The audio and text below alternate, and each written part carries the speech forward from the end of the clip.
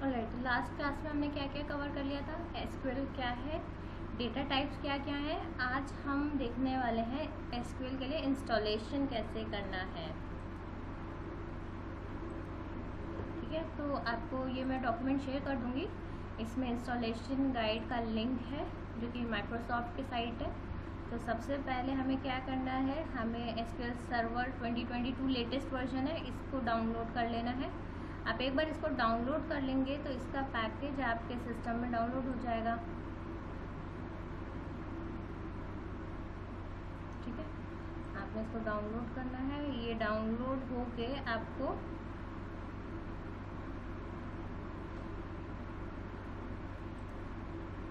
आप इसको कर सकते हैं।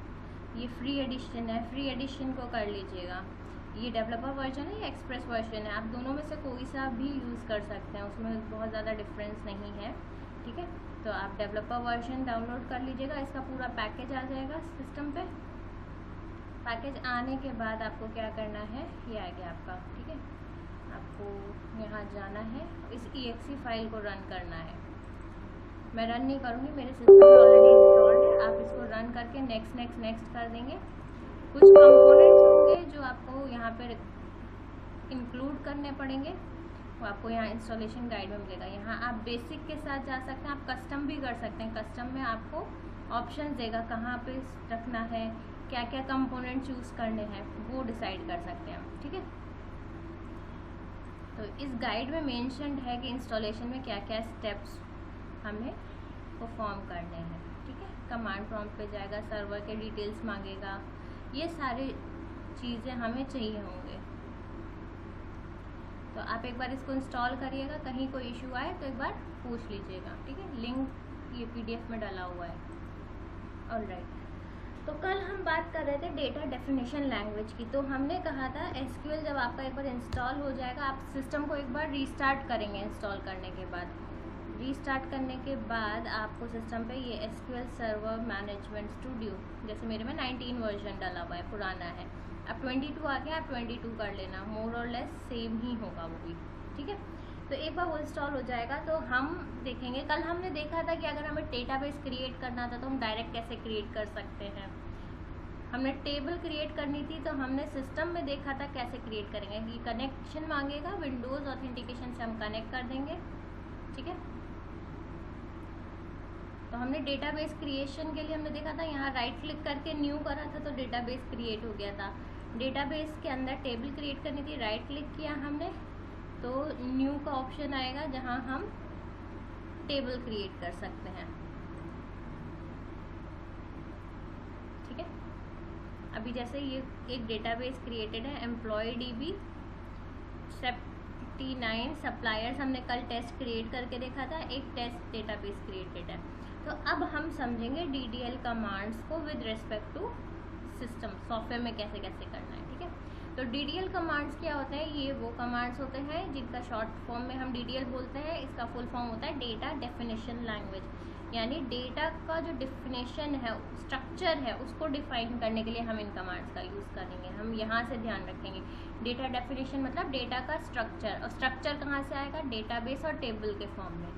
तो यहाँ पे हमें किस टाइप के कमांड्स मिलेंगे, हमें वो कमांड्स मिलेंगे जो स्ट्रक्चर को मॉडिफाई करने के लिए यूज़ हो रहे होंगे। जैसे क्रिएट कमांड यहाँ देखने को मिलेगा, क्रिएट, हम डेटाबेस क्रिएट कर सकते हैं या कोई भी ऑब्जेक्ट क्रिएट कर सकते हैं। डेटाबेस और टेबल, हमने दो चीज़ों की कल बात करी थी, डेटाबेस, टेबल।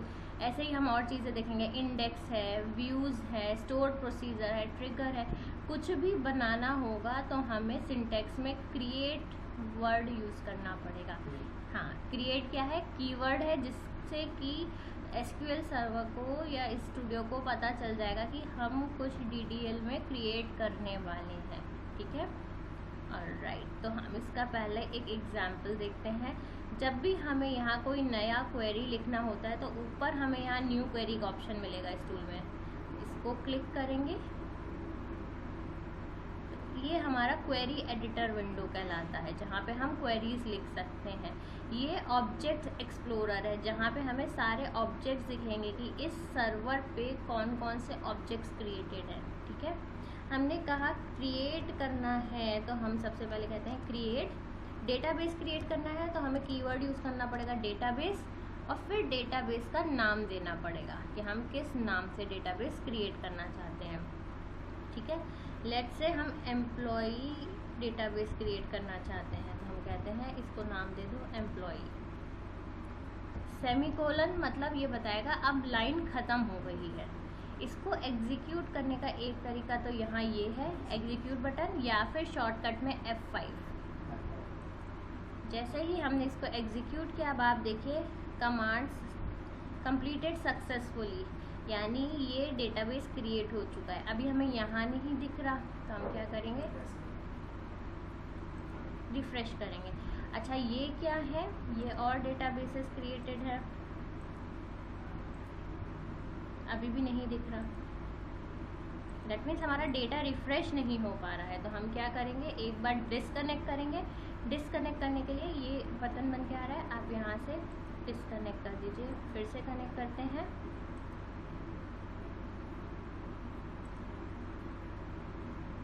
ठीक है। कभी ऐसा प्रॉब्लम आया कि हमने क्रिएट किया और हमें चीज़ें रिफ्लेक्ट नहीं कर रही, डिस्कनेक्ट करिए, दोबारा से कनेक्शन चेक कर लीजिए। तो यानी चाहे हम ये क्वेरी लिखें क्रिएट डेटाबेस एम्प्लॉय, तो भी डेटाबेस क्रिएट होगा, या फिर हम यहाँ राइट क्लिक करके न्यू डेटाबेस करें। कल हमने इस तरीके से करके देखा था, हमें नाम देना था कि किस नाम से हमें डेटाबेस क्रिएट करना है। ठीक है, तो अभी हम फोकस करते हैं क्वेरी से क्रिएशन पे। तो DDL का पहला कमांड है क्रिएट। तो अभी जैसे हमने क्या किया, डेटाबेस क्रिएट कर दिया। अब आप देखो यहाँ पे आपको दिखाएगा करंटली कौन सा डेटाबेस सेलेक्टेड है। अगर हम कोई टेबल क्रिएट करेंगे तो इस डेटाबेस के अंदर क्रिएट होगी। फॉर एग्जांपल अगर हम कहें क्रिएट, अब हम टेबल क्रिएट करते हैं एम्प्लॉई डिटेल्स, हम कहते हैं एम्प्लॉय डिटेल के नाम से एक टेबल क्रिएट करना है। तो वो उसके अंदर आएगी, हाँ इसके अंदर आएगी, ये हमें यहाँ से पता चलेगा कि यहाँ पे भी देखिए डेटाबेस लिख के आ रहा है, तो यहाँ से भी पता चल जाएगा कौन सा डेटाबेस अभी सेलेक्टेड है, यहाँ से पता चल जाएगा। अब देखिए हमने 2 लाइंस लिख दी, एक ऊपर एक नीचे। अब लेट से हम सिर्फ इस लाइन को एग्जीक्यूट करना चाहते हैं, तो आप इस लाइन को सेलेक्ट करेंगे और एग्जीक्यूट क्लिक कर देंगे। ओके, ये लाइन भी एग्जीक्यूशन में आ रही है, तो आपको ये लाइन हटानी पड़ेगी, ये हटा देंगे और एग्जीक्यूट करेंगे।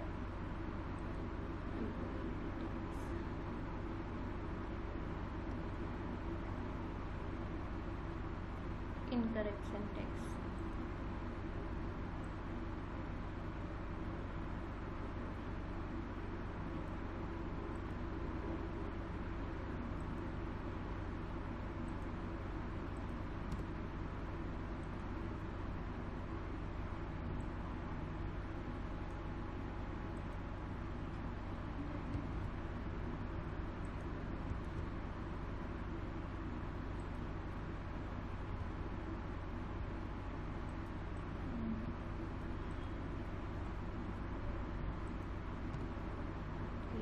Table name. Alright, okay, error इसलिए आया है क्योंकि टेबल जब हम डिक्लेयर करेंगे तो हमें टेबल का स्ट्रक्चर भी देना पड़ेगा। इफ़ यू रिमेंबर, जब हम यहाँ पे टेबल क्रिएट कर रहे थे तो हमें उसके कॉलम्स बताने पड़ रहे थे कि हमें इस टेबल में क्या क्या कॉलम चाहिए।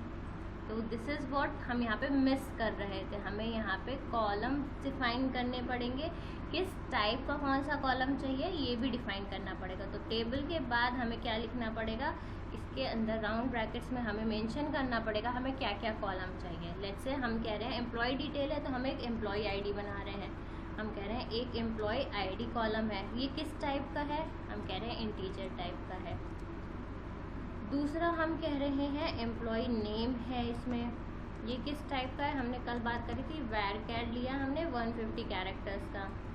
फिर हमने बोला डिपार्टमेंट भी है एम्प्लॉय का, एम्प्लॉय डिपार्टमेंट, ये भी हमने बोला varchar 150 कैरेक्टर्स का लेना है। फिर हमने कहा एक इसका एड्रेस भी होगा एम्प्लॉय का, ये भी हमने क्या कहा varchar में लेंगे हम 250 कैरेक्टर्स कर देते हैं। ठीक है, और क्या ले सकते हैं, सैलरी ले सकते हैं। सैलरी क्या होगा, एक इंटीजर वैल्यू, हमने कहा कि हम इंटीजर वैल्यू ले रहे हैं। तो यानी हमने कितने कॉलम्स डिफाइन किए, 1 2 3 4 एंड 5, इसमें लास्ट में ये बंद भी होगा। अब देखो बाकी सब तो ठीक है, लेकिन एड्रेस ब्लू में आ रहा है। दैट मीन्स एड्रेस जो है एक रिजर्व्ड कीवर्ड है, हम एड्रेस ऐसे नहीं यूज़ कर सकते, हमें एम्प्लॉय एड्रेस करना पड़ेगा। यानी एड्रेस एसक्यूएल में किसी और चीज़ को सिग्निफाई कर रहा होगा, तभी वो ब्लू से हाईलाइट हो गया है। अब हम इसको एग्जीक्यूट करते हैं तो ये कह रहा है एग्जीक्यूटेड सक्सेसफुली, लेकिन हमारा सेलेक्टेड टेबल वो डेटाबेस कौन सा था, एम्प्लॉय ईडीबी, तो ये टेबल यहाँ गई है। लेकिन लेट से हमें जिस डेटाबेस में बनाना है वो ये है, तो हम क्या करेंगे, यहाँ पे आएंगे, यहाँ से हम डेटाबेस चेंज करेंगे जिस डेटाबेस पे कनेक्ट करना है, और हम एग्जीक्यूट करेंगे। अब हम देखेंगे हमारे एम्प्लॉई टेबल डेटाबेस में टेबल्स के अंदर ये आ गया। ठीक है, इसको राइट क्लिक करेंगे, आप इसका डिज़ाइन देख सकते हैं। आप डिज़ाइन पे क्लिक करोगे तो ये इसका स्ट्रक्चर दिखा देगा। इसमें दिखा रहा है, इसमें 5 कॉलम्स हैं। कॉलम्स आप यहाँ से क्लिक करके भी एक्सपैंड करके देख सकते हैं कि क्या क्या कॉलम्स मौजूद हैं हमारे पास। Employee ID, employee name, employee department, employee address और सैलरी। ठीक है, और यहाँ पे लिखा हुआ है अलाउ नल्स, यानी हम इन सारे वैल्यू में नल वैल्यू भेज सकते हैं। क्रिएट कमांड क्लियर हुआ। चाहे डेटाबेस क्रिएट करना हो, चाहे टेबल क्रिएट करना हो, कमांड सिंपल है। डेटाबेस क्रिएट करते टाइम हमें सिर्फ डेटाबेस का नाम देना पड़ा था, क्रिएट डेटाबेस, डेटाबेस नेम, लेकिन जब हम टेबल बनाएंगे तो हमें स्ट्रक्चर डिफाइन करना पड़ता है। ठीक है, नेक्स्ट हम देखते हैं, अगर हमें ऑब्जेक्ट्स को डिलीट करना हो तो हम ड्रॉप कमांड का यूज़ करेंगे। व्यूज़ हम आगे पढ़ेंगे। जैसे हमारा जो टेबल है, टेबल का ही एक सबसेट हम बना लेते हैं व्यू के फॉर्म में, जो टेबल से ही डेटा पिक करके हमें दिखाएगा। हम उस केस में टेबल में एक्सेस नहीं करेंगे, हम व्यू से डेटा उठाएंगे। ठीक है, व्यू का इस्तेमाल हम करते हैं डेटा को थोड़ा सिक्योर बनाने के लिए, अनवांटेड चेंजेस को प्रिवेंट करने के लिए। टेबल में अभी हम देखेंगे जब हम चेंज करेंगे ना, टेबल के वैल्यूज़ को हम चेंज कर पाएंगे। व्यूज़ क्या है, उसको प्रोटेक्ट करने के लिए यूज़ किया जाता है कि हमें अगर लेट से जितेंद्र का डेटाबेस है एंड संदीप को जितेंद्र के डेटाबेस से कुछ इन्फॉर्मेशन चाहिए किसी एक टेबल का, तो एक तरीका तो यह है जितेंद्र या तो पूरे टेबल पे एक्सेस दे दें। अगर टेबल पे एक्सेस दे दिया तो इनके पास एडिशनल एक्सेस आ जाएगा, या और भी चीज़ें देख पाएंगे। लेकिन जितेंद्र क्या करेंगे, टेबल में जो जो कॉलम संदीप को रिक्वायर्ड है उसका एक व्यू बना लेंगे, उस व्यू पे संदीप को एक्सेस दे देंगे, तो संदीप उतना ही डेटा देख पाएंगे जितना रिक्वायर्ड है उनको, एक्स्ट्रा डेटा आपका नहीं देख सकते। तो ये बड़े कंपनीज व्यू बना के ही डेटा आपस में शेयर करते हैं ताकि कोई और पर्सन को एडिशनल इन्फॉर्मेशन ना डिस्प्ले हो। ठीक है, तो व्यूज़ हम वहाँ पे यूज़ करते हैं। ठीक है, तो अब हमने क्रिएशन देख लिया। अब हम देखते हैं अगर हमारा कोई डेटा स्ट्रक्चर बना हुआ है जिसे हमें डिलीट करना है तो हम कैसे करेंगे। ठीक है, तो सबसे पहले हम क्वेरी पे आते हैं। लेट से हमारा ये एम्प्लॉय डीबी जो है इसको डिलीट करते हैं हम। सबसे पहले हम इसमें से टेबल डिलीट करते हैं। हम कहते हैं ये जो एम्प्लॉय डिटेल टेबल है हमें इसे डिलीट करना है, तो कमांड क्या यूज़ करेंगे, ड्रॉप, टेबल का नाम क्या है, एम्प्लॉय डिटेल्स। ठीक है, ये देखिए आपको यहाँ दिख भी रहा है क्या ड्रॉप करना है, but you cannot because it does not exist or you do not have permission.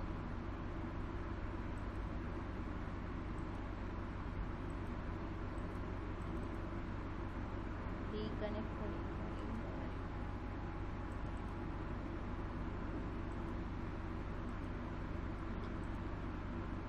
alright, command executed successfully। Employ DB में आते हैं, टेबल्स में आते हैं, रिफ्रेश नहीं हुआ है हमारा डेटा, वापस से कनेक्ट करते हैं, एम्प्लॉय डीबी पे जाते हैं, डेटाबेस में आते हैं, टेबल्स में आते हैं, अब एग्जीक्यूट करते हैं। ये लोकल वर्जन है तो रिफ्लेक्ट करने में काफ़ी टाइम लगा रहा है।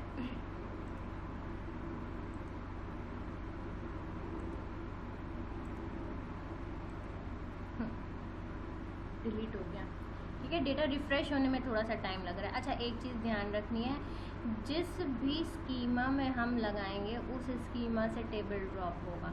तो हमेशा ये ध्यान रखना है, यहाँ पे हमें ध्यान रखना है कि कौन सा डेटाबेस स्कीमा सेलेक्टेड है, कौन सा डेटाबेस हमने सेलेक्ट कर रखा है। ठीक है, तो हमने देखा हमें टेबल ड्रॉप करना था, तो हमने कमांड यूज़ किया drop table table name.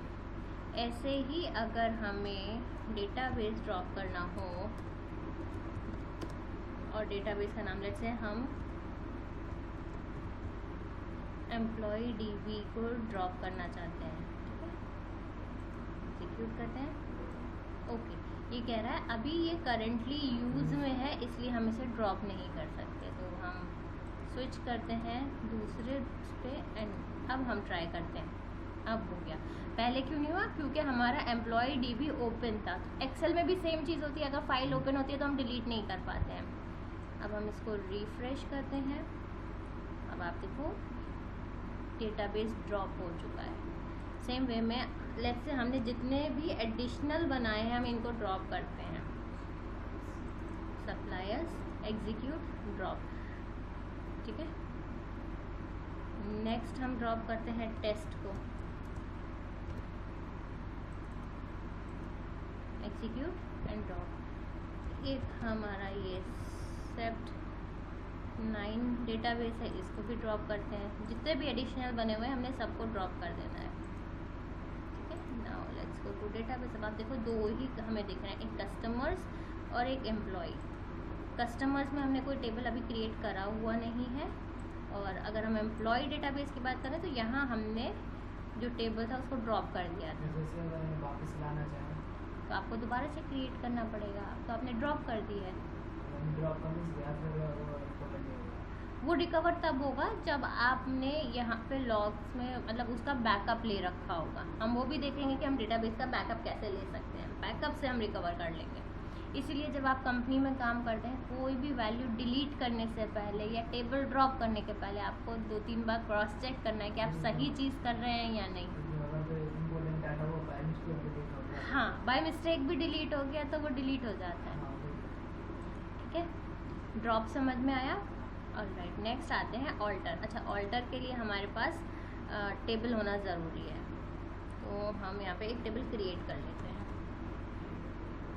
Create table employ details. ठीक है, हम एम्प्लॉय डिटेल्स के नाम से एक टेबल क्रिएट करते हैं, और हम इसमें क्या क्या वैल्यूज़ देने वाले हैं हमें वो देना पड़ेगा। हम बोलते हैं EMP name varchar 250, EMP ID integer type. हम कहते हैं हम सिर्फ 2 ही चीज़ें लिखते हैं अभी। ठीक है, हम ये टेबल क्रिएट करी। जैसे ही क्रिएट किया आपको देखो यहाँ मैसेज प्रॉम्प्ट आ गया कि आपका कमांड सक्सेसफुल है और क्वेरी सक्सेसफुली एग्जीक्यूट हो गई है।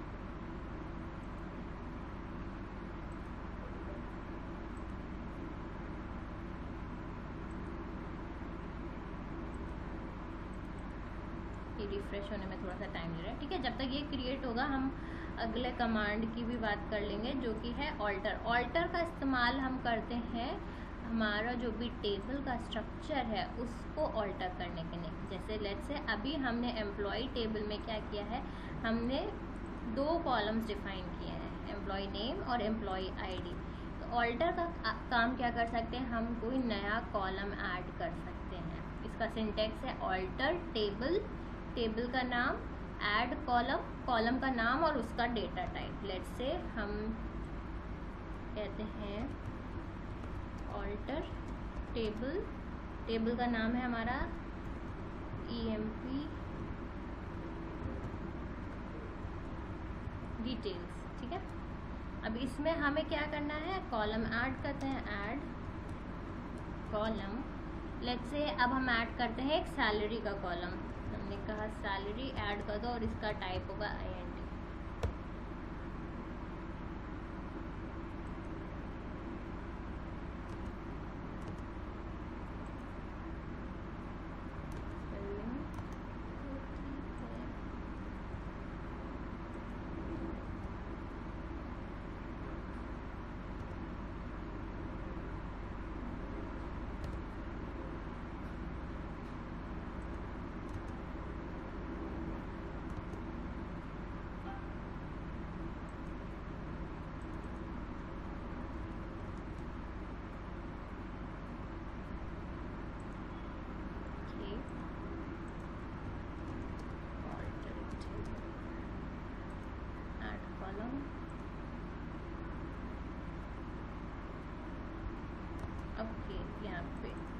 कॉलम वर्ड ले लेते हैं।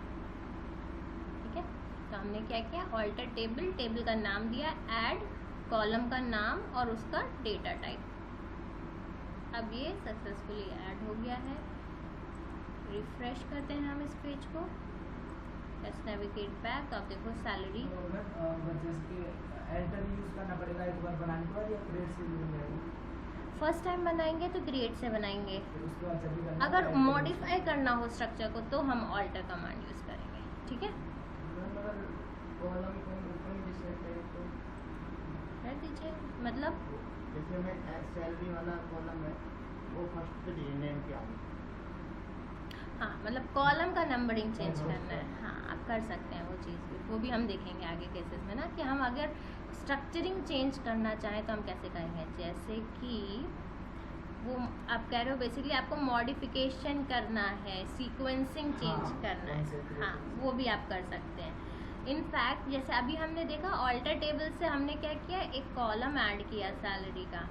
लेट्स से हम एक और ऐड करते हैं डिपार्टमेंट का, डिपार्टमेंट एंड varchar 150 ले लेते हैं, इसको एग्जीक्यूट करते हैं, उसमें बैक कर रहा है। जिसमें टेक्सचुअल वैल्यू होगी। न्यूमेरिकल वैल्यू तो आप इंटीजर या फ्लोट से लोगे, हाँ सर। हाँ टेक्सचुअल या स्ट्रिंग वैल्यू होगी, वहाँ हम varchar का इस्तेमाल करेंगे। जहाँ हमारे पास लंबे जैसे पैराग्राफ टाइप के वैल्यू स्टोर कराने होंगे तो हम टेक्स्ट फॉर्मेट यूज़ करेंगे, varchar की जगह टेक्स्ट। ठीक है, अब ये तीन ही होंगे। हाँ, और जैसे और भी है। एड्रेस होता है, एड्रेस में हाउस नंबर होता है, वो आपका मतलब ये क्या होता है? varchar में आ जाएगा। varchar में आप कैरेक्टर्स और नंबर्स दोनों डिफाइन कर सकते हैं। ठीक है, हमने ऑल्टर टेबल की बात करी, हमने एक कॉलम ऐड करना सीख लिया। अब लेट्स से हमें डिपार्टमेंट जो यहाँ पे कॉलम आ गया है, हमें इसको डिलीट करना है, तो हम क्या करेंगे, यहाँ पे हम ऐड की जगह क्या करेंगे, ड्रॉप। ठीक है, यहाँ हमें इसका टाइप देने की ज़रूरत नहीं पड़ेगी। could not drop constraint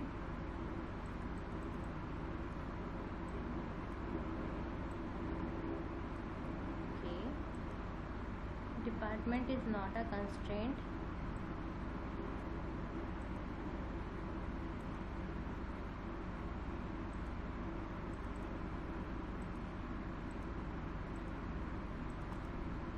अब हम इसके डिज़ाइन में जाके देखते हैं।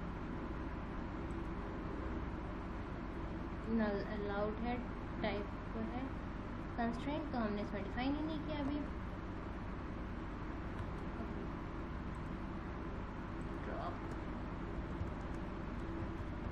कॉलम डिपार्टमेंट, ठीक है। ड्रॉप करने के लिए हमें स्पेसिफाई किया कि ये कॉलम है जो हम ड्रॉप करने वाले हैं।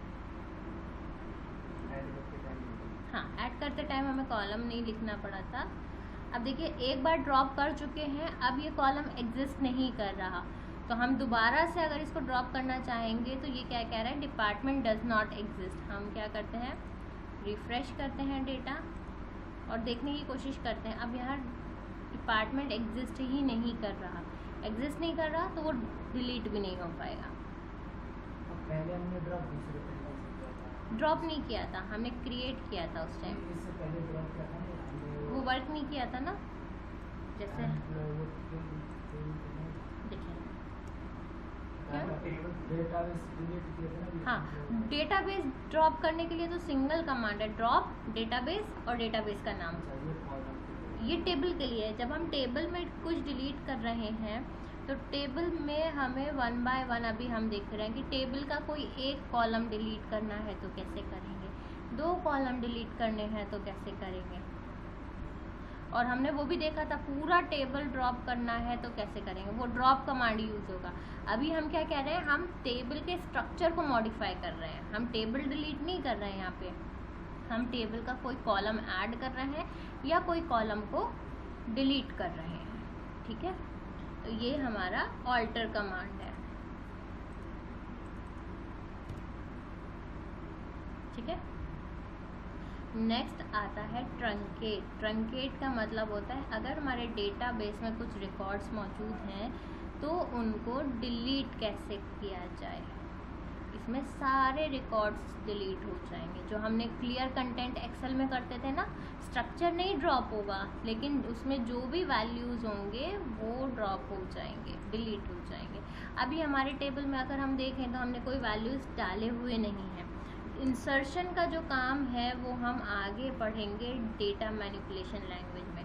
तो जब हम DML में इंसर्ट को फॉर्म करेंगे ना, तब हम ट्रंकेट को स्टडी करेंगे।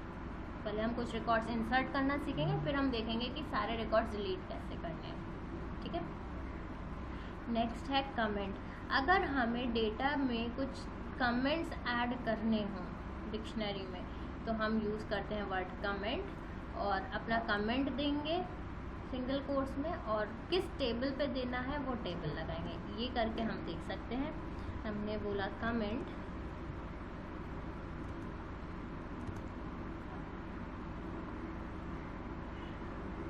could not find stored procedure comment।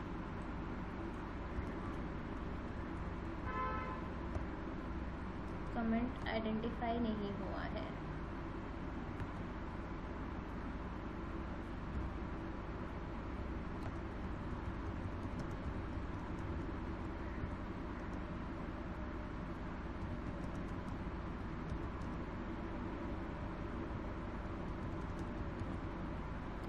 अभी ये रन नहीं करेगा क्योंकि ये कमेंट को आइडेंटिफाई नहीं कर रहा है।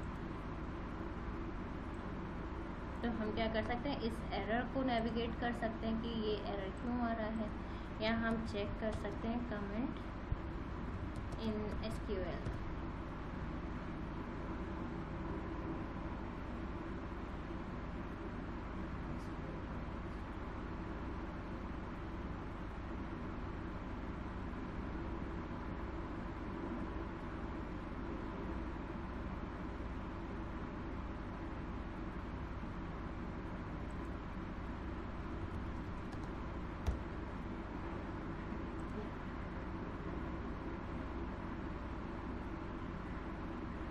ये तो जेनरिक तरीका हो गया, हमें इसमें वो वाला मेथड देखना था।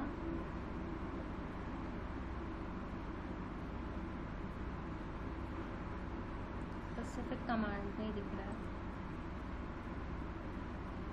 ऑलराइट, तो देखिए कमेंट्स जैसे हम वहाँ कर रहे थे, पाइथन में कर रहे थे, यहाँ भी हम किसी लाइन को एग्जीक्यूट नहीं कराना चाहें तो हम क्या कर सकते हैं, हम डबल डैश के साथ जो भी लिखेंगे वो कमेंट बनेगा। This is a comment. Single line के लिए हम इस तरीके से दे देंगे, मल्टी लाइन के लिए हम ये स्टार्टिंग ये एंड, मल्टी लाइन कमेंट इसलिए this is multi line comment. ठीक है, इस तरीके से हम इंक्लूड कर सकते हैं। जैसे अगर हमें कोई क्वेरी बना रहे हैं ऐड करने के लिए और ये टेबल ऑल्टर करने के लिए, तो हम लिख सकते हैं ऑल्टर क्वेरी फॉर जो भी टेबल है उसका नाम दे दिया। तो ये पर्टिकुलर लाइन एग्जीक्यूट नहीं होगी, लेकिन ये स्क्रिप्ट जो है कोई और बंदा खोलेगा तो उसको यहाँ से समझ में आ जाएगा नेक्स्ट क्वेरी जो है टेबल को ऑल्टर करने के लिए यूज़ करी गई है। ठीक है, तो हम इस तरीके से कमेंट्स ऐड कर सकते हैं। नेक्स्ट आगे बढ़ते हैं, रीनेम। हम किसी भी ऑब्जेक्ट का नाम चेंज करने के लिए रीनेम यूज़ कर सकते हैं। ये किसी भी ऑब्जेक्ट के लिए काम करेगा। जैसे डेटाबेस टेबल का नाम रीनेम करना है तो टेबल के लिए भी कर सकते हैं। हम डेटाबेस का नाम चेंज करना चाहेंगे तो हम यहाँ टेबल की जगह क्या यूज़ करेंगे, रीनेम डेटाबेस, पुराना नाम देंगे टू न्यू नेम देंगे। ये ट्राई करके देखते हैं। अभी हमारे पास डेटाबेस में कस्टमर डेटाबेस है। ठीक है, तो हम लेट्स से हम यहाँ पे लिखते हैं रीनेम। ओके, रीनेम भी आइडेंटिफाई नहीं कर रहा है। वर्जनिंग के वजह से भी ऐसा हो सकता है। हम लेटेस्ट वर्जन में चेक करेंगे कि ये कमांड्स वर्क करते हैं कि नहीं। अदरवाइज़ हम यहाँ पे भी रीनेम कर सकते हैं। ठीक है, सेकंड ऑप्शन ये है। यहाँ रीनेम पे जाएंगे, आप स्ट्रेट अवे इसको रीनेम कर सकते हैं कस्टमर अंडरस्कोर न्यू। तब आपके टेबल का नाम क्या हो गया है, चेंज हो गया है। ठीक है,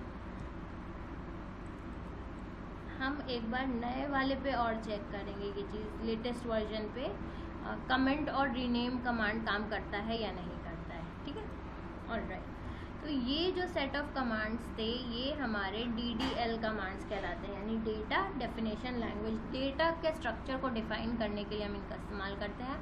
इसमें हमारा क्रिएट कमांड है, ड्रॉप कमांड है, ऑल्टर कमांड है, ट्रंकेट कमांड है, कमेंट और रीनेम। अभी हमारा कमांड्स वर्क नहीं किए, बट हम ये डायरेक्ट यहाँ पे जाके टूल में कर सकते हैं। ठीक है, कमेंट कहाँ पे शो होगा?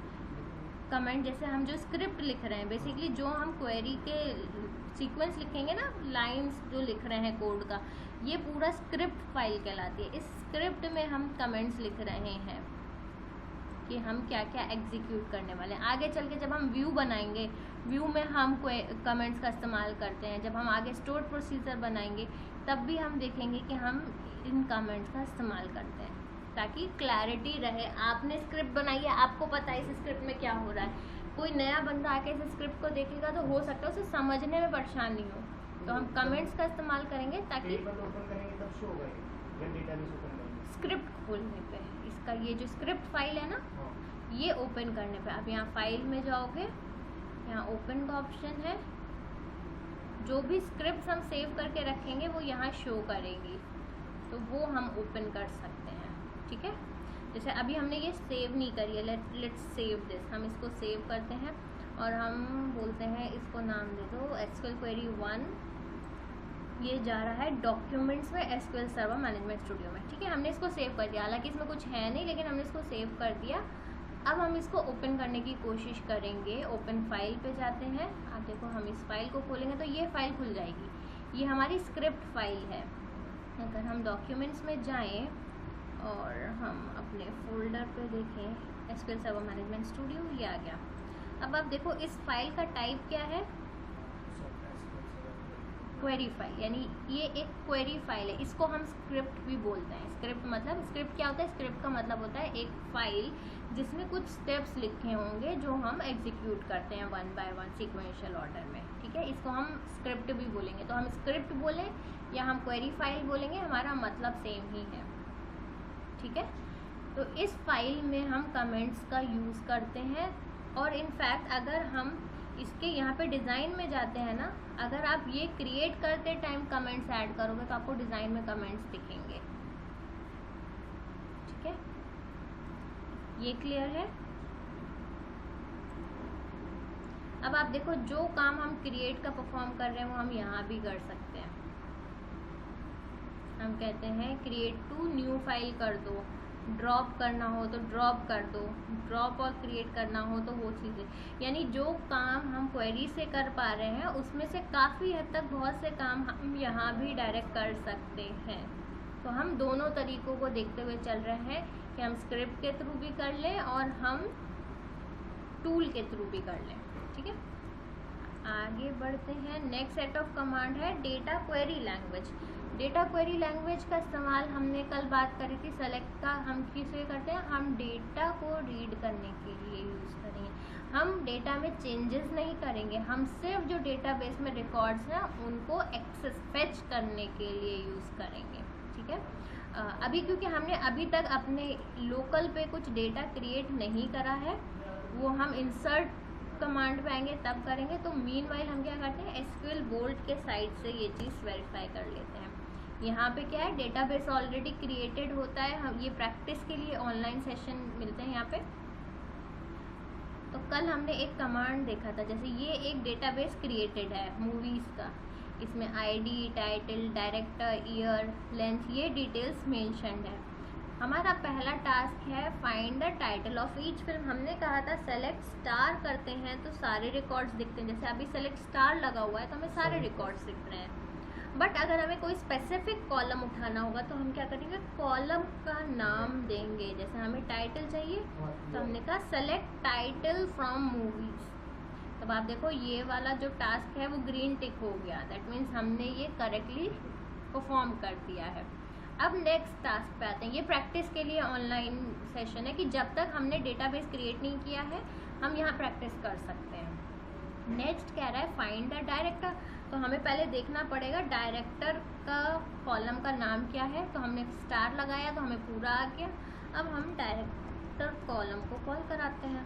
अब आप देखो सेलेक्ट डायरेक्टर फ्रॉम मूवीज, तो पूरे डेटाबेस में से सिर्फ डायरेक्टर के रिकॉर्ड्स आए हैं सारे रोज के लिए। और ये ग्रीन टिक हो गया, दैट मीन्स आपने ये टास्क सही से परफॉर्म कर लिया। सिंगल सिंगल हमने देखा, हम सिंगल सिंगल कॉलम बुला रहे थे, अब हमें बोला गया है फाइंड टाइटल एंड डायरेक्टर, यानी टाइटल भी चाहिए और डायरेक्टर भी चाहिए। तो हमने बोला टाइटल दे दो और डायरेक्टर दे दो, टाइटल एंड देन डायरेक्टर। अगर हम इसका सीक्वेंस चेंज करते हैं, यहाँ पे हम पहले बोले डायरेक्टर दो, कॉमा लगा के बोलते हैं टाइटल दो, तो आप देखोगे सीक्वेंसिंग चेंज हो गई। अब पहले डायरेक्टर आ रहा है, फिर टाइटल आ रहा है, ठीक है।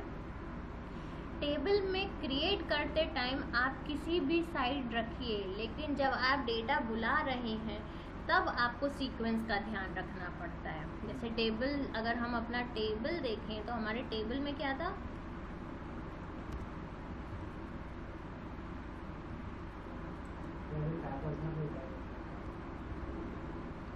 टाइटल पहले था, फिर डायरेक्टर का कॉलम बना था।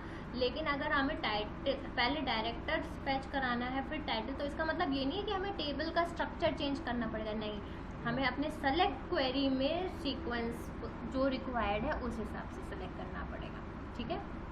नेक्स्ट आप देखिए, हमें बोल रहा है टाइटल और ईयर चाहिए, तो हमने बोला टाइटल उठाओ और क्या उठाओ, ईयर उठा लो। जैसे जैसे हम सेलेक्ट में टास्क करते जाएंगे ये ग्रीन टिक आता जाएगा। अब कह रहा है find all information about each film, सारे इन्फॉर्मेशन के लिए हमें क्या क्या लिखना होता है, स्टार या एस्ट्रिक मार्क। अब देखिए ये जैसे ही पूरा हो गया, यहाँ नीचे कंटिन्यू का ऑप्शन आ गया, दैट मीन्स आपने पार्ट लेसन नंबर 1 सक्सेसफुली कर लिया है, ठीक है। सेलेक्ट क्वेरी का हमने एक पहला सिंपल तरीका देखा, जहाँ हमें या तो सारे रिकॉर्ड्स उठाने थे या फिर हमें on the basis of columns record उठाने थे, ठीक है। अभी तक हमने कोई कंडीशन की बात नहीं करी, हमारे पास पूरा डेटा था, हम पूरा पूरा उठा रहे थे, ठीक है। अब हम यहाँ कंडीशंस की बात करेंगे कि हमें अगर रिकॉर्ड सारे नहीं उठाने, हमें कुछ कॉलम्स के रिकॉर्ड उठाने हैं, लेकिन हमें कुछ कंडीशंस यूज़ करने हैं। तो हमने क्या लिखा, पहले सेलेक्ट, सारे कॉलम्स का नाम दिया, फ्रॉम किस टेबल से उठाना है वो दिया, फिर हम वेयर के साथ कंडीशन लिखेंगे, क्या कंडीशन चेक कराना है, ठीक है। अगर हमारे मल्टीपल कंडीशंस होंगे तो हम एंड या और कंडीशन का लॉजिक के हिसाब से इस्तेमाल करेंगे, ठीक है। जैसे यहाँ पे हम इन ऑपरेटर्स का भी इस्तेमाल कर सकते हैं। अगर हमें चेक करना हो कॉलम नेम जो है वो क्या है, वो 4 ना हो, ये हमने पाइथन में पढ़े हैं ना, logic not equal to, greater than और इक्वल टू, लेस देन और इक्वल टू, ये सारे सिंबल्स हम पढ़ चुके हैं। ऑपरेटर्स वही हैं, बस हमें इस्तेमाल देखना है। यहाँ पे हम जब कंडीशंस दे रहे हैं तो हम एसक्यूएल में बिटवीन और एंड का इस्तेमाल कर सकते हैं। अगर हमें किसी रेंज के बीच के वैल्यूज़ उठाने हैं, जैसे हमने कहा column name is between 1.5 and 10.5, इस रेंज के बीच का डेटा चाहिए तो हमने बिटवीन का यूज़ किया है, ठीक है। इस रेंज के अलावा डेटा चाहिए तो हम नॉट बिटवीन का इस्तेमाल करेंगे, नॉट बिटवीन 1 एंड 10, यानी 1 से 10 का डेटा हटा के बाकी के रिकॉर्ड सिखाएगा, ठीक है। एक तो चीज़ हो गई, हम direct column equal to 4 check कराना हो, लेकिन अगर लेट्स से हमारे पास 4 कॉलम्स हैं, कॉलम 4, कॉलम 2, कॉलम 6, हाँ, और हमें इनमें से किसी भी कॉलम का डेटा, इन तीनों कॉलम का रिकॉर्ड चाहिए, तो हम उसको इनमें यूज़ करेंगे। यानी हमें एक लिस्ट चाहिए, बेसिकली हमारे पास 3 रिकॉर्ड्स रिटर्न होके आएंगे एक लिस्ट के फॉर्म में, तो हम इन का इस्तेमाल करेंगे, ठीक है। सेम वे में हम पाइथन में भी इन कमांड का यूज़ कर रहे थे। और इस रेंज, इस सीक्वेंस के अलावा चीज़ें चाहिए तो हम क्या यूज़ करेंगे, नॉट इन, ठीक है। तो अब हम कोशिश करते हैं यहाँ पे कुछ ऑपरेशंस परफॉर्म करने की। सबसे पहले बोला है find the movie with row ID of 6, यानी हमें मूवी निकालनी है। मूवी मतलब टाइटल चाहिए, किसका टाइटल चाहिए, 6th रो का। एक्सेल में ये काम हमने देखा था, पाइथन में हमने ये काम देखा था। अब हमें सेम काम एसक्यूएल में परफॉर्म करना है। तो हम इसको क्या लिख सकते हैं, पहले तो हमें टाइटल चाहिए, सेलेक्ट जो कॉलम चाहिए फ्रॉम किस टेबल से चाहिए, फिर हमें कंडीशन यूज़ करनी पड़ेगी वेयर रो आईडी चाहिए, रो आईडी इक्वल्स टू 6। हमें यहाँ पे ये देखना पड़ेगा, ओके रो आईडी कॉलम इसको नहीं मिल रहा, ये ऐसा कॉलम उठा रहा है, यानी ये है सिंटेक्स रो आईडी, रो पिक करने का। ठीक है, ये छोटी छोटी चीज़ें हमें याद करनी पड़ेंगी, समझनी पड़ेंगी, या कभी भूल भी जाएंगे तो आप गूगल कर सकते हो कि रो आईडी के लिए एसक्यूएल में क्या कीवर्ड यूज़ होता है। ठीक है, तो हमने बोला सेलेक्ट टाइटल, टाइटल पिक करना है, कहाँ से पिक करना है, मूवीज से पिक करना है, कंडीशन क्या है जहाँ रो आईडी 6 है। हमारा पहला टिक आ गया। अब क्या कह रहा है, फाइंड मूवीज, तो हम इसको हटा के फिर से वही कर देते हैं, सेलेक्ट स्टार फ्रॉम मूवीज।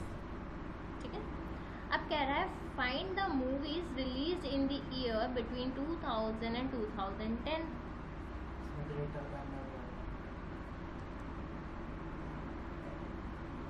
तो हम कहते हैं टाइटल ही निकाल के दो हमें मूवीज टेबल से, वेयर ईयर हम क्या यूज़ कर सकते हैं, बिटवीन यूज़ कर सकते हैं, बिटवीन 2000 एंड 2010। ठीक है, एक तरीका ये हो गया। दूसरा तरीका क्या हो सकता है, हम दूसरा तरीका ये भी यूज़ कर सकते हैं अगर हम बिटवीन नहीं यूज़ करना चाहें, ईयर इज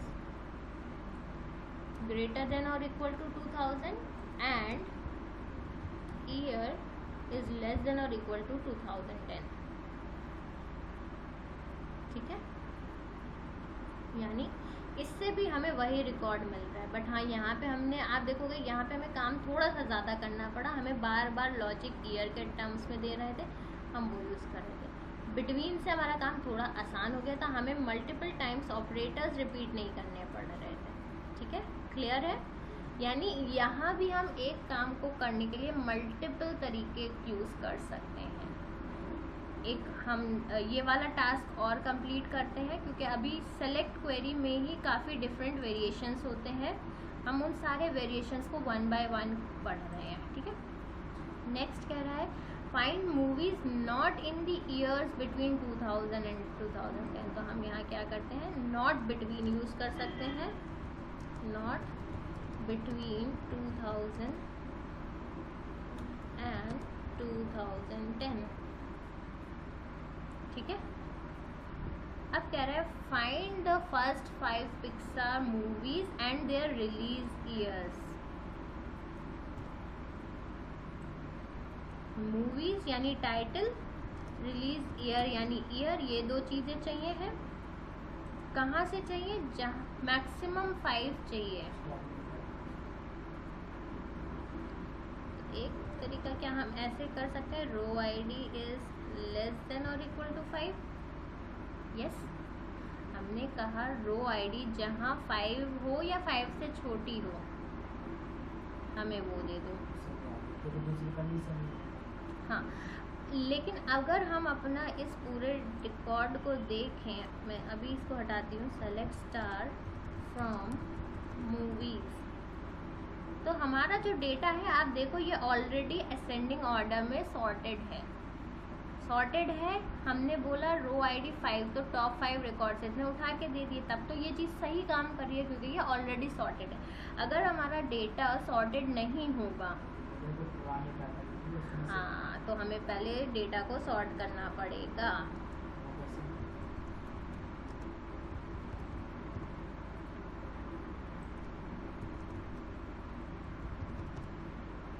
सॉर्टिंग का मैं आपको बताती हूँ। सॉर्टिंग का हमने यहाँ यूज़ किया होगा ऑर्डर बाय।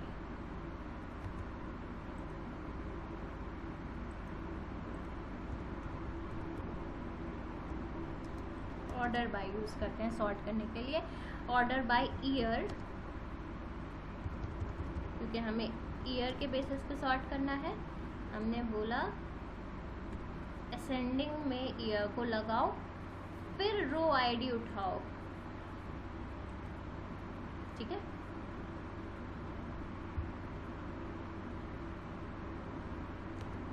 तो जब हम ऑर्डर बाय यूज़ करते हैं तो हम डिफाइन करते हैं कि हमें ऑर्डर असेंडिंग में चाहिए या डिसेंडिंग में चाहिए। ओके, एक चीज़ और, ये ऑर्डर बाय हम वेयर कंडीशन के बाद लिखते हैं, ठीक है। से काम चल रहा है असेंडिंग का ASC से हाँ पूरा नहीं, ASC असेंडिंग के लिए यूज़ करते हैं, DESC डिसेंडिंग के लिए यूज़ करते हैं, ठीक है।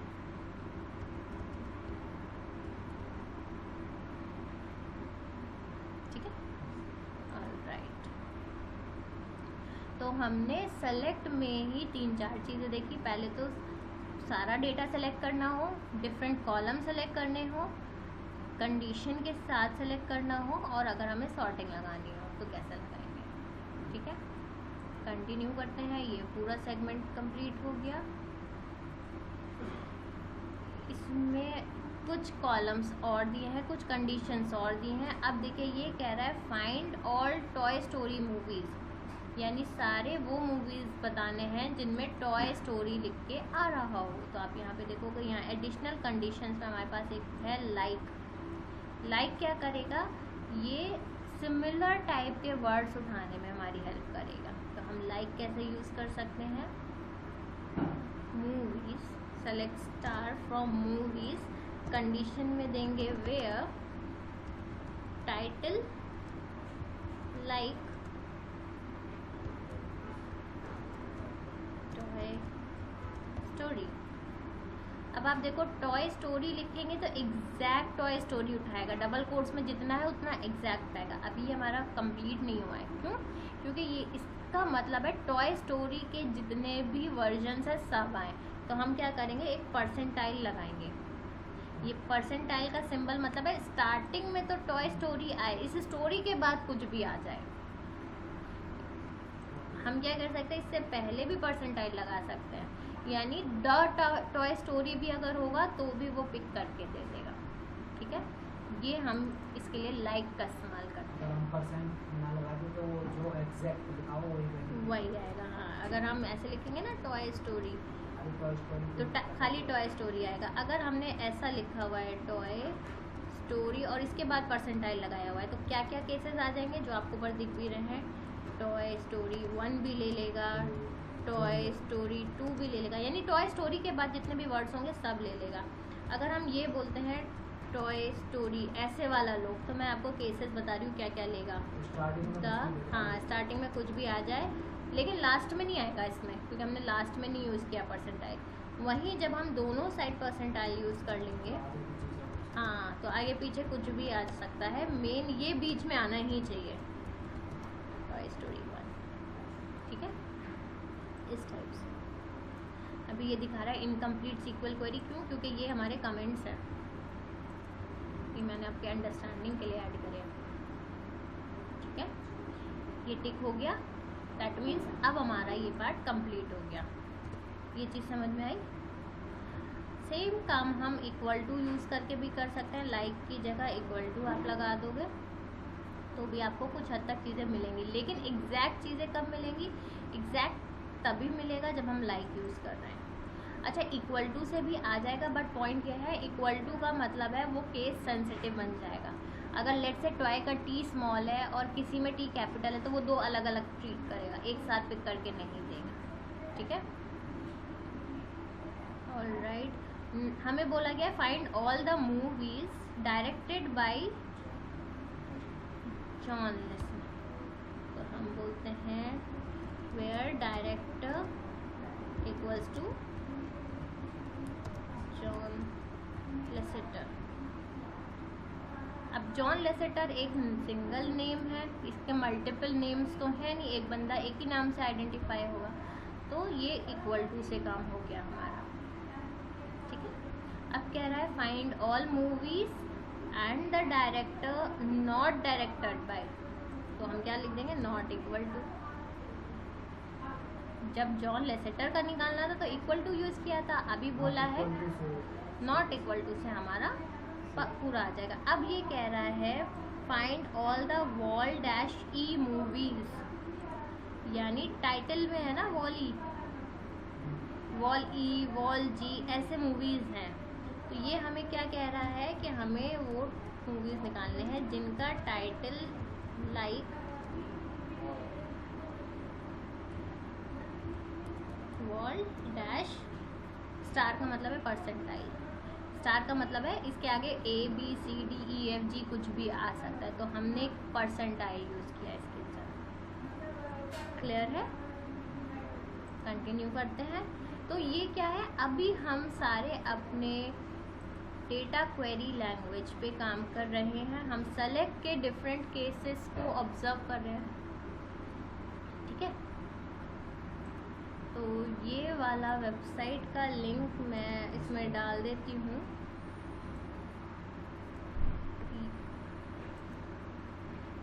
इसको मैं यहीं पे इंक्लूड कर देती हूँ। ये फाइल मैं डाल दूँगी, अभी ये फाइल पूरी नहीं डली है, ठीक है।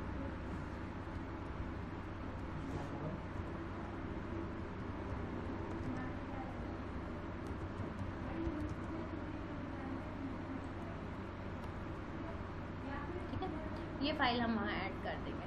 तो अभी सेलेक्ट के सारी चीज़ें कंप्लीट नहीं हुई हैं, तो आप लोगों को क्या करना है, आप लोगों को ये थोड़े से लेसन्स घर जाके प्रैक्टिस करने हैं। देखिए अब यहाँ पे क्या है ना, असेंडिंग डिसेंडिंग यूज़ किया है, ASC for ascending, DSC for descending, plus जो हमने वहाँ कंडीशन ली थी रो नंबर की, कि जहाँ पे row number less than equal to 5 है, वो चीज़ हम लिमिट से भी उठा सकते हैं। हम बोलेंगे लिमिट लगा दो और लिमिट में हम नंबर दे देंगे लिमिट 5। लिमिट 5 का मतलब है रो लेस देन और इक्वल टू 5, ठीक है।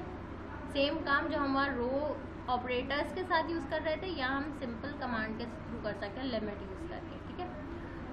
ऑफसेट का भी हम इस्तेमाल कर सकते हैं। ऑफसेट का काम हम करते हैं जब हमें कुछ रिकॉर्ड्स छोड़ के उठाने हों। जैसे हम ये वाला और प्रैक्टिस कर लेते हैं, हमें सारे डायरेक्टर्स का वैल्यू देना है जिसमें डुप्लीकेट वैल्यू नहीं देने। अगर हम यहाँ पे डायरेक्टर्स लगाएंगे तो आप देखो सारे डायरेक्टर आ रहे हैं, लेकिन इनमें से कुछ वैल्यूज रिपीट भी हो रही है। ब्रैड बर्ड रिपीट हुआ है, जॉन लेसेटर, एंड्रू स्टैंडसन, जॉन लेसेटर, यानी ये यूनिक वैल्यूज़ नहीं आ रहे हैं। हाँ, जैसे हम वहाँ कर रहे थे ना, यूनिक लगा रहे थे एक्सेल में यूनिक वैल्यूज़ पिक करने के लिए, यहाँ हम डिस्टिंक्ट यूज़ करते हैं।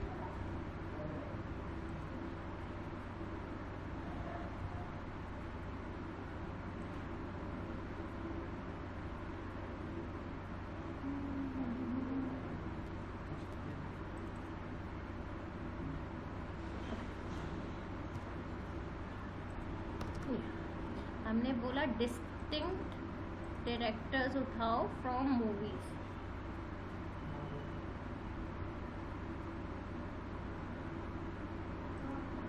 अल्फ़ाबेटिकली एक कंडीशन और रह जाती है, ये बोल रहा है अल्फ़ाबेटिकल ऑर्डर्स में सॉर्ट करो। तो हमें यहाँ क्या करना पड़ेगा, ऑर्डर बाय भी यूज़ करना पड़ेगा। हमने कहा ऑर्डर बाय मूवीज के नाम, डायरेक्टर्स है ना, तो हमने कहा डायरेक्टर्स असेंडिंग। समझ में आया यहाँ क्या किया संदीप, क्लियर हुआ? हाँ, हमने सेलेक्ट किए थे डिस्टिंक्ट डायरेक्टर, यूनिक चाहिए थे तो डिस्टिंक्ट कीवर्ड का इस्तेमाल किया, मूवीज में से उठाने थे, और हमें बोला गया अल्फ़ाबेटिकल ऑर्डर्स में चाहिए हैं डायरेक्टर्स, तो हमने बोला कौन सा कॉलम है, डायरेक्टर कॉलम है, इसको असेंडिंग में कर दो, ठीक है। अब कह रहा है list the last 4 Pixar's movie order from the most recent to least. अब हमें बोला गया है लास्ट के वैल्यूज उठाने हैं, तो हमें क्या उठाना है, सेलेक्ट स्टार, या फिर हम टाइटल भी कर सकते हैं, from movies order by year, descending लगाएंगे इस बार हम, ठीक है। और हमें क्या बोला गया है, कितनी उठानी है, 4, लिमिट 4 आ गए ये हमारे। हमें अगर समझ में नहीं आ रही ऐड कर सकते हैं, हमें समझ में आ रही है कौन सी है। हाँ, तो आप क्या कर सकते हो, आप यहाँ स्टार लगा दो। अब आपको सारा रिकॉर्ड दिख रहा है विद ईयर, ठीक है। ये अंडरस्टैंडिंग के पॉइंट से हम पूरा डेटा देख के करेंगे, लेकिन जब हमारा डेटा जैसा रिक्वायर्ड होगा, अगर हमें सिर्फ टाइटल चाहिए तो हम सिर्फ टाइटल लिख देंगे, लेकिन हाँ अभी हम समझ रहे हैं, सीख रहे हैं, तो हम स्टार लगा के देख सकते हैं। तो हमें ऐसे टाइप का पूरा रिकॉर्ड्स चाहिए, ठीक है। नेक्स्ट में कह रहा है list first 5 Pixar movies sorted alphabetically. First 5 है तो ईयर को हम असेंडिंग करते हैं और लिमिट को हम 5 करते हैं।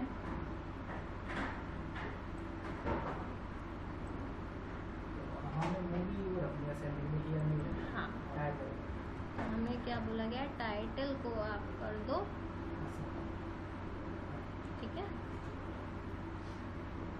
ऑलराइट, नेक्स्ट लास्ट कह रहा है list the next 5 movies sorted alphabetically. तो अल्फाबेटिकल ऑर्डर तक सॉर्टिंग हो रखी है, हमने बोला हमें 5 रिकॉर्ड्स उठाने, लेकिन इसने क्या बोल दिया, नेक्स्ट 5, यानी फर्स्ट 5 छोड़ के।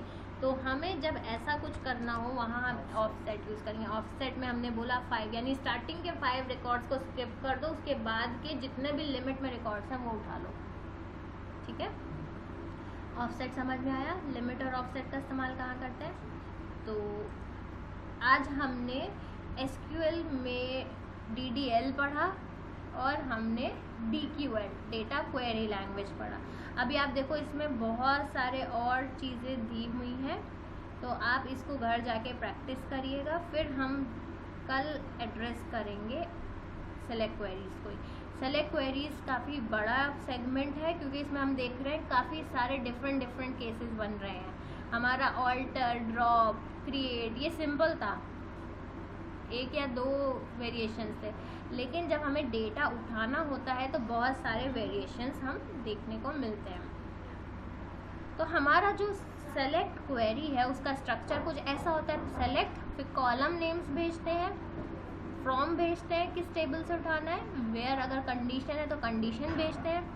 फिर हमने देखा अगर हमें ग्रुपिंग करनी है, अभी तक हम ग्रुपिंग पे नहीं आए हैं, हम ग्रुप भी कर सकते हैं डेटा को। ग्रुपिंग करनी होती है तो ग्रुप बाय यूज़ करेंगे।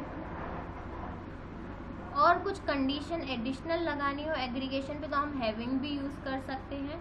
लास्ट में हम यूज़ करते हैं ऑर्डर बाय। तो जब हमारा ये क्वेरी एग्जीक्यूट होती है तो ऑर्डर क्या होता है कॉल होने का, तो सबसे पहले तो टेबल पिक होती है। आप देखो नंबर 1 सीक्वेंस में सबसे पहले टेबल पिक करेगा, ये देखेगा कौन से टेबल से डेटा उठाना है। जैसे हमारे यहाँ पे प्रीवियस वाले पे हमने क्वेरी लिखी थी ना, select columns from our table. तो सबसे पहले क्या करेगा, ये टेबल को सेलेक्ट करेगा, टेबल पे आएगा, टेबल पिक हो गई। उसके बाद ये वेयर कंडीशन पे जाएगा कि टेबल में से क्या क्या रिकॉर्ड्स किस कंडीशन से उठाने हैं, ठीक है। उसके बाद अगर हमें ग्रुपिंग करनी है तो हम ग्रुप करेंगे। ग्रुप करने के बाद हमारा सेलेक्ट स्टेटमेंट एग्जीक्यूट होता है, यानी ग्रुप करने के बाद वो देखेगा हमें कौन से कॉलम्स उठाने हैं, ठीक है। उसके बाद सबसे लास्ट में ऑर्डर बाय एग्जीक्यूट होता है। तो ये सीक्वेंस बस हमें ध्यान में रखना है। सबसे पहले टेबल सेलेक्ट होगी, फिर हमारे कंडीशंस चेक होंगे, उसके बाद हम जाके सेलेक्ट वाली चीज़ें उठाएंगे और लास्ट में हम एग्जीक्यूट करेंगे ऑर्डर बाय, यानी सीक्वेंस सबसे लास्ट में उठाएंगे, ठीक है। तो ये सीक्वेंस रहता है।